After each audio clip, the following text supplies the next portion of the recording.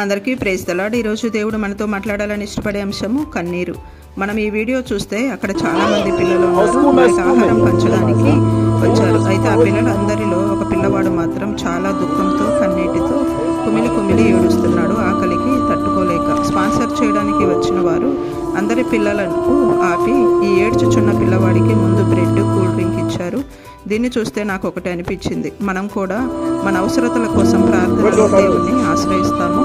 అయితే కొంతమంది అలవాటుగా ప్రార్థన చేస్తారు, కొంతమంది ఎప్పుడో ఒకప్పుడు దేవుడు జవాబిస్తాడు అని ప్రార్థన చేస్తారు. కొంతమంది, చాలా తక్కువ మంది మాత్రము ఈ చిన్న బాబులాగా కన్నీటితో దుఃఖముతో అంగలార్పుతో ప్రార్థన చేస్తారు. ఇలాంటి వారికి అబ్బాయి ఎలా అయితే ముందు వరుసలో ఉన్నాడో, ఇలా ప్రార్థన చేసే వారికి కూడా దేవుడు జవాబిచ్చే విషయంలో ముందుగా ఉంచి త్వరగా జవాబిస్తాడు.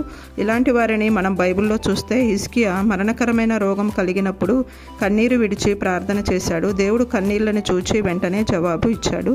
హన్నా కూడా దేవుని సన్నిధిలో బహు దుఃఖాక్రాంతురాలై వచ్చి దేవుని సన్నిధిలో ఏడ్చుచూ ప్రార్థించినప్పుడు దేవుడు హన్నా కన్నీటిని చూచి వెంటనే జవాబిచ్చాడు. మీలో ఎవరైనా ఎలాంటి అక్కరలో, ఎలాంటి పరిస్థితుల్లో ఉన్నా కన్నీటితో దేవుని పాదాలు పట్టుకుంటే దేవుడు వెంటనే జవాబిస్తాడు. Praise the lord.